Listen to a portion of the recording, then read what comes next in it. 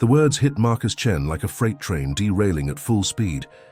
His coffee mug shattered against the marble floor of Marcus Weber's corner office, sending dark liquid splashing across his 23-year performance awards lined up, like tombstones on the credenza. The acrid smell of espresso mixed with the sterile corporate air conditioning, creating an atmosphere thick enough to choke on. "What do you mean, replacement?" Marcus's voice cracked like a teenager's, betraying the 41 years of corporate armor he'd carefully constructed around himself. Marcus didn't look up from his laptop. The new AI optimization system, Optimax 3000. It can do everything you do, but faster, cheaper, and without vacation requests. 23 years. 8,195 days of waking up at 5:30 a.m. $847,000 in salary increases earned through brutal efficiency. Harvard MBA paid off. 2 kids' college funds fully loaded. The perfect American success story. And now, in less than 10 seconds, it was all being fed into a digital paper shredder. But here's the devastating irony that would make Marcus question everything he thought he knew about success. The AI that was replacing him had been trained on his own algorithms. The system destroying his career was built from his life's work. He had literally engineered his own obsolescence. "You have until Friday to train your replacement," Marcus continued, still not making eye contact. "HR will discuss your severance package. It's quite generous, actually." Generous. The word tasted like battery acid. Marcus stumbled out of the office in a fog, past the cubicles where his former team, pretended not to notice his shell-shocked expression. Past the motivational posters about innovation and excellence that now seemed like cruel jokes. Past the framed photo of him shaking hands with the CEO after saving the company $3.2 million through supply chain optimization. In the elevator, staring at his reflection in the polished steel doors, Marcus saw something that terrified him more than unemployment. A complete stranger. When had his eyes become so empty? When had his face developed those lines of quiet desperation? When had he become someone who could be replaced by an algorithm? His phone buzzed, a text from his 16-year-old son, Jake. "Dad, can we talk when you get home? I need advice about my future." The cosmic timing was so brutal, it would have been funny if it weren't destroying his soul. Marcus Chen, 41, Senior Director of Supply Chain Optimization at TechFlow Dynamics.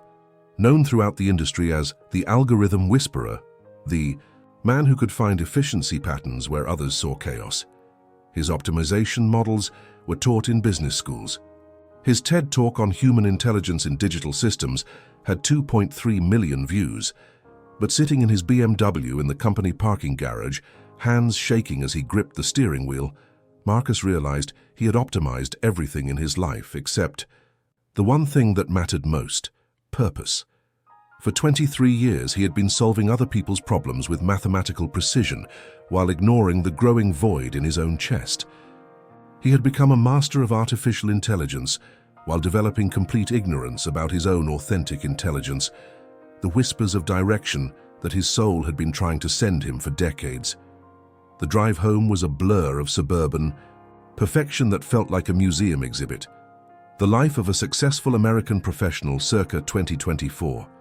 Manicured lawns, 2-car garages, the illusion of achievement masking the reality of emptiness. His wife Sarah was in the kitchen when he walked in, preparing dinner with the same mechanical efficiency he brought to supply chain optimization. 20 years of marriage had become a well-oiled machine. Schedules coordinated, finances optimized, responsibilities distributed with mathematical precision. But when was the last time they had looked at each other, really looked, with curiosity instead of coordination? "You're home early," she said without turning around. "How was your day?" The question hung in the air like a loaded weapon. How do you tell the woman who has built her entire security around your professional success that you've just been replaced by a computer program? How do you admit that the man she married for his stability and ambition has been revealed as fundamentally redundant? "Interesting," Marcus managed. "Very interesting." Jake appeared in the doorway, basketball still tucked under his arm from practice. At 16, he had Marcus's analytical mind, but none of his emotional numbness. The kid still felt things deeply, still believed in possibilities, still had that spark in his eyes that Marcus about choosing a practical major in college, about playing it safe. Jake bounced the ball once, a nervous habit. What if safe isn't actually safe anymore? The question hit harder than Marcus's termination speech. What do you mean? Marcus sat down at the kitchen island, suddenly desperate to understand his son's perspective. I mean, look around. AI is replacing accountants, lawyers, even doctors in some cases. Everyone who thought they had safe careers is getting disrupted. Jake's eyes were bright with intelligence and fear. So maybe the real safety is in doing something that matters so much to you that you'll figure out how to make it work no matter what technology comes along. Out of the mouths of babes. That night, Marcus lay awake staring at the ceiling, Sarah breathing peacefully beside him, her trust in their shared future, both touching and terrifying. His mind raced through the mathematics of career destruction, severance package calculations, job market analysis, probability matrices of successful career transitions at age 41. But underneath the analytical noise, something else was stirring. A memory from 25 years ago, when he was Jake's age and spent nights drawing up plans for using technology to solve social problems. Back when he believed that intelligence should serve humanity, not just efficiency. When had he stopped listening to that voice? When had he become so focused on climbing the ladder that he forgot to question whether the ladder was leaning against the right wall? At 3:17 a.m., Marcus gave up on sleep and went to his home office.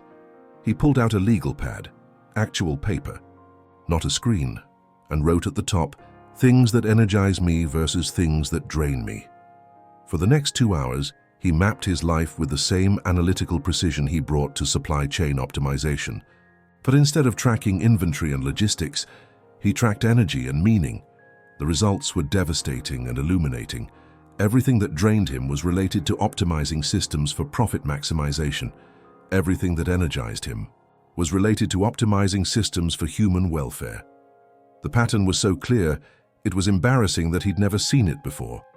Red ink for energy drains, quarterly profit reports, cost reduction meetings, efficiency metrics that ignored human impact, conference calls about shareholder value, green ink for energy gains, the time he'd helped his neighbor optimize her small business operations, teaching Jake about data analysis for his school project, volunteering to streamline the local food bank's distribution system, the conversation with Sarah's sister about using logistics to improve disaster relief.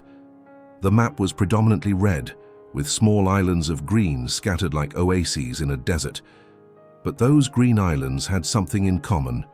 They were all moments when he had used his analytical gifts to solve problems that actually mattered to him. Marcus stared at the paper until the sun came up, understanding flooding through him like dawn breaking. He didn't need to find a new purpose. He needed to apply his existing purpose to problems that aligned with his values instead of just his paycheck. Friday morning arrived with the cruel brightness of a day that would change everything. Marcus walked into the TechFlow building for the last time, carrying a cardboard box and a strange sense of liberation that surprised him. The AI training session was surreal. He spent 4 hours teaching a computer system how to think like him, explaining the intuitive leaps and pattern recognition that had made him irreplaceable until, suddenly, he was completely replaceable. "Fascinating," said Dr. Lisa Park, the AI implementation specialist. "You don't just see the data, you see the stories the data tells about human behavior." Stories? Marcus looked up from the training interface. Most optimization experts focus on pure efficiency metrics, but you always factor in human variables, how changes will affect workers, communities, supply chains. You optimize for human outcomes, not just mathematical ones. Something clicked. "Lisa, can I ask you something? What if we applied this same approach to social sector organizations, NGOs, non-profits, community groups? They have complex logistics challenges but usually can't afford sophisticated optimization systems." Lisa's eyes lit up. "That's brilliant. Social impact optimization, using AI to maximize human welfare instead of profit margins. Would you be interested in exploring that as a side project?" "Are you kidding?" I got into AI to solve real problems. They met at a coffee shop downtown, the kind of place where startup dreams were born and corporate refugees went to plot their second acts. David, I need to ask you something, Marcus began. How did you know it was time to make the leap? David smiled, stirring sugar into his coffee. You remember when we were business school roommates and stayed up until 3 a.m. designing solutions for global poverty? Marcus nodded. I realized I hadn't felt that alive about my work since graduation. 20 years of optimizing profit margins for companies that didn't need the help, while the organizations that could actually change the world were struggling with basic operational challenges. David pulled out a napkin and drew 2 circles. Most people think they have to choose between making money and making a difference. He drew a 3rd circle overlapping the first 2. But there's a sweet spot where your skills create value in markets that matter to you. The visual hit Marcus like lightning, not because it was complicated, but because it was so simple he couldn't believe he'd missed it. What if I told you I had AI optimization systems that could revolutionize how community organizations operate? I'd say, welcome to your sweet spot. By Sunday evening, Marcus had outlined a complete business plan. Not just a career transition, but a mission. Optimization for good. Using artificial intelligence to maximize human welfare instead of profit margins. The methodology was elegant. Take the same systems that corporations used to optimize profit and apply them to organizations optimizing impact. Food banks could reduce waste by 40%. Homeless shelters could improve bed allocation efficiency. Community health centers could optimize patient scheduling to reduce wait times and improve outcomes. But the real breakthrough wasn't technological, it was personal. For the first time in decades, Marcus felt the energy he remembered from his college years, that electric feeling of working on something that mattered, the sensation of time disappearing because you were so absorbed in solving a problem you actually cared about. Monday morning, instead of reporting to TechFlow, Marcus drove to the downtown office of Community Health Partners, David's organization. The building was nothing like the sleek corporate headquarters he was used to. Fluorescent lighting, mismatched furniture, walls covered with thank you letters from patients instead of profit charts. It was beautiful. Marcus, meet Carmen Santos, David said, introducing him to a woman in scrubs who looked like she hadn't slept in days. She runs our patient scheduling system. System is a generous word, Carmen laughed tiredly. We're seeing 30%. More patients than last year, but we can't hire more staff. People are waiting hours for appointments, some are leaving without being seen. It's heartbreaking. Can I look at your data? Marcus asked. For the next 3 hours, Marcus dove into Community Health Partners' scheduling data with the same intensity he'd once brought to corporate supply chains. But this time, every optimization wasn't about saving money. It was about saving time for people who desperately needed health care. By noon, he had identified 17 inefficiency patterns and designed an AI-assisted scheduling system that could reduce average wait times by 45% without adding staff. This is incredible, Carmen said, looking at the projections. How much would this cost to implement? For you? Nothing. This is proof of concept for something bigger. That afternoon, Marcus presented his findings to the full Community Health Partners leadership team. The room was packed with doctors, nurses, social workers, and administrators, people who had dedicated their careers to serving others, but were drowning in operational inefficiencies. What you're seeing, Marcus explained, is what happens when we optimize for human outcomes instead of profit margins. The same AI that corporations use to increase shareholder value can be used to increase social impact. Dr. Jennifer Walsh, the medical director, leaned forward. Marcus, if this works, it could transform how we serve our community. How quickly can we implement it? 2 weeks for phase 1. But I need to ask for something in return. The room tensed. I need you to help me document the process so we can replicate it for other community organizations. This shouldn't just help you, it should help everyone. The tension dissolved into You're different, she said one evening, watching him work on his laptop at the kitchen table. You're alive again. I haven't seen you this excited about work since we were dating. Jake was even more direct. Dad, Whatever you're doing, keep doing it. You actually smile when you talk about work now. The results spoke for themselves. The AI scheduling system reduced patient wait times by 47%. But more importantly, it freed up 3 hours daily that medical staff could spend on patient care. Instead of administrative logistics, word spread through the community health network like wildfire. Within 6 weeks, Marcus had requests from 12 other organizations. A food bank that wanted to optimize distribution routes, a homeless shelter seeking to improve bed allocation, an after-school program trying to maximize educational impact with limited resources. Each project taught him something new about the intersection of technology and human welfare. But the real lesson was personal. He had spent 23 years solving the wrong problems brilliantly instead of solving the right problems adequately. The opportunity came sooner than expected. "Doctor," Walsh called on a Thursday afternoon. "Marcus, I just got off a conference call with the regional health network.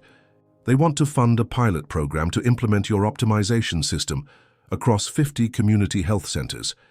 They're offering $2.8 million over 3 years. Marcus stared at his phone, unable to process the number. "There's one condition," she continued. "They want you to lead the implementation, full-time. Would you be interested?" Would he be interested in getting paid to solve problems he cared about? Would he be interested in building something that mattered? Would he be interested in work that energized instead of drained him? "Yes," he said. "Absolutely yes." That evening, Marcus sat his family down for a conversation he'd been rehearsing for weeks. "I need to tell you about something that happened at work. Something that's going to change our lives." He told them about the termination, the AI replacement, the month of panic and discovery. He told them about the energy mapping exercise, the coffee shop epiphany, the community health project. Sarah listened with an expression he couldn't read. Jake was on the edge of his seat. "So," Marcus concluded, "I've been offered a job doing work that matters to me. The salary is less than what I was making, but enough to cover our needs. More importantly, it's work I can be proud of. Work that makes a difference." Sarah was quiet for a long moment. Then she smiled, really smiled, for the first time in months.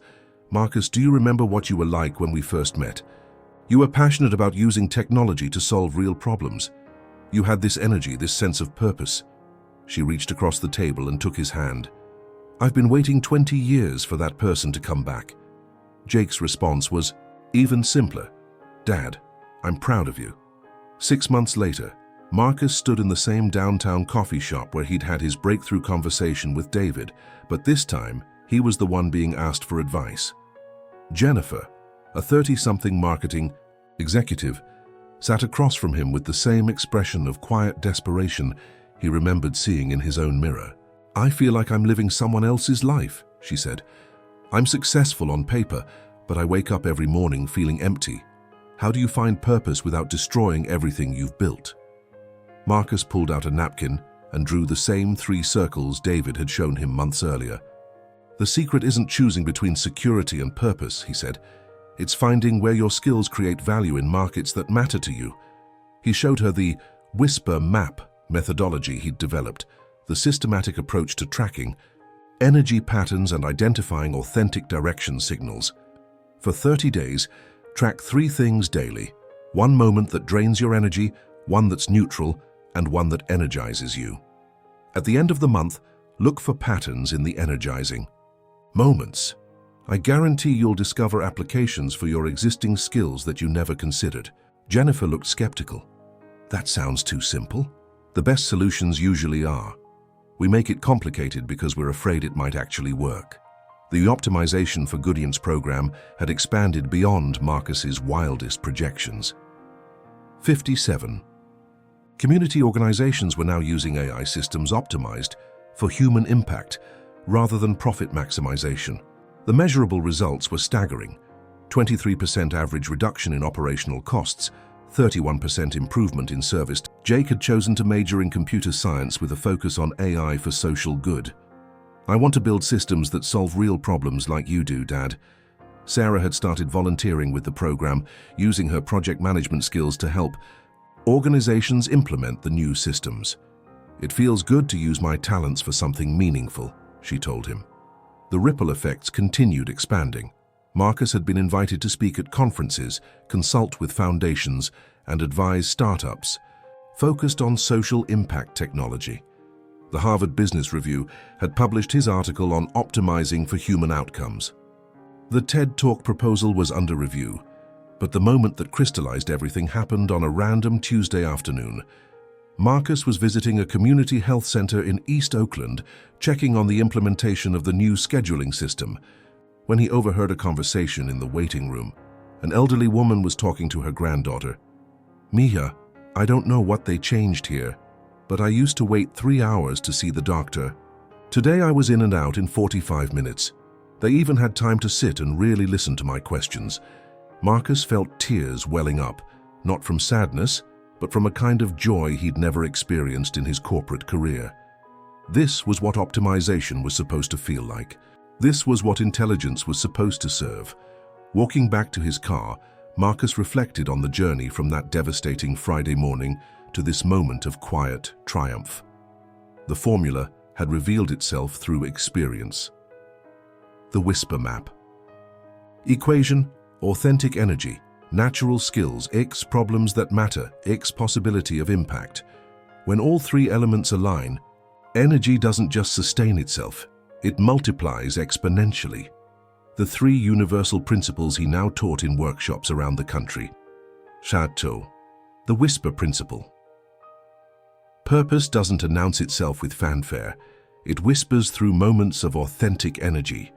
Most people miss it because they're too busy shouting about obligations. The application rule.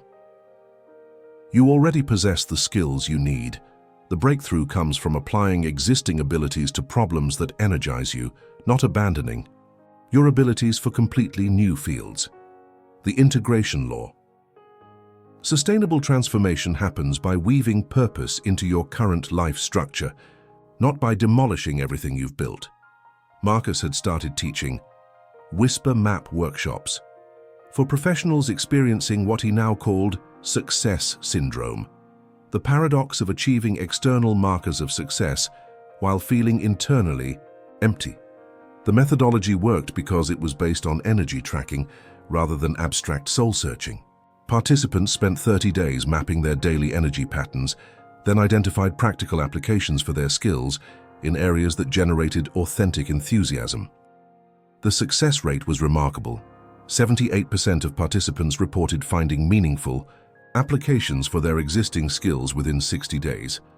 45% had made significant career transitions within 6 months. 10% reported increased life satisfaction, regardless of whether they changed jobs. The workshop waiting list was now 4 months long.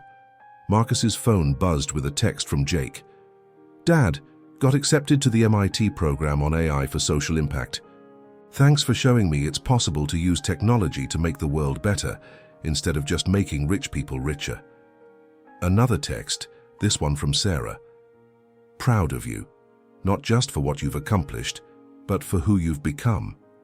And then the message that completed the circle, an email from his replacement at TechFlow. "Mr. Chen, I know this might seem strange, but I've been following your work with community organizations. The AI system they built based on your algorithms is very efficient, but it lacks something essential, the human insight that made your work special.